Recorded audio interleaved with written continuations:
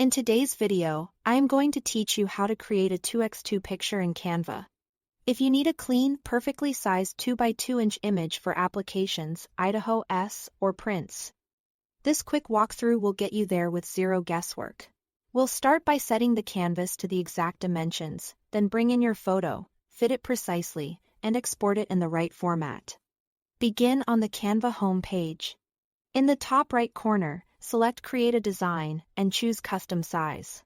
By default, Canva may show pixels, which is great for web graphics, but not for precise print measurements.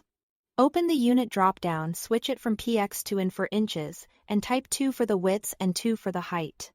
This tells Canva to build a canvas that will reproduce at exactly 2 inches. By 2 inches, no math required.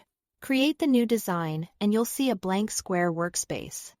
It might look small on your screen. That's expected because it's literally a 2-inch layout. The important thing is that the size is accurate. Now bring in your photo.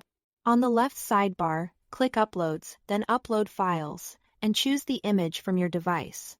For the best results, use a clear, well-lit photo with good focus and a simple background so the subject stands out. Click your uploaded image to place it onto the 2x2 canvas.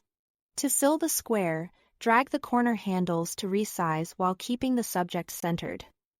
Corners scale proportionally so you won't distort the picture. If you want a perfect edge to edge fit instantly, right? Click the image and choose Set Image as background. That snaps the photo to the full canvas and automatically crops the overflow.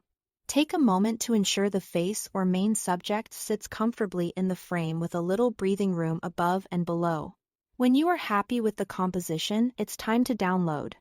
Go to the top right. Click Share, then Download. Choose PNG or JPG depending on how you plan to use the image. JPG is a solid choice for most photos and printing, while PNG preserves crisp edges and is great for digital use.